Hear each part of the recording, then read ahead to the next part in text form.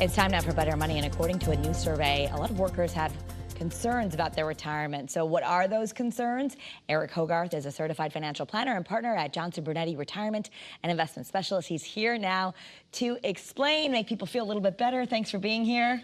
Great to be here. Yeah, so according to a study, the results showed that major retirement concerns among workers starts, number one, with Social Security shortfalls. We hear in the news all the time there might not even be enough money for us.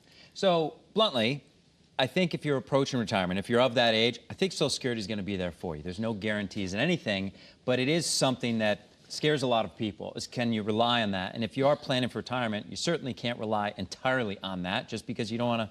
You want flexibility, you want control. Yep. And then number two, the cost of healthcare, which seems to just keep going up. It's the single biggest thing that people who are in a good financial place, the reason they don't retire before 65 is to bridge the gap to Medicare, because what is healthcare going to cost? And the answer is a lot, and you need it. And it's also daunting that there's so many options out there. So that's a big part of your plan, particularly if you're going to retire early. Okay, and so you have some solutions for long-term care as well.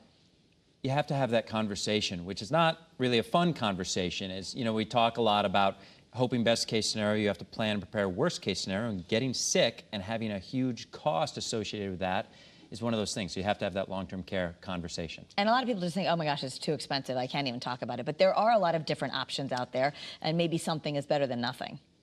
And you have to talk to a number of different people, get different feedback on it. You know, there is a lot of biased advice. Well, you have to buy long-term care insurance. Well, that's not true. Everyone's situation is different.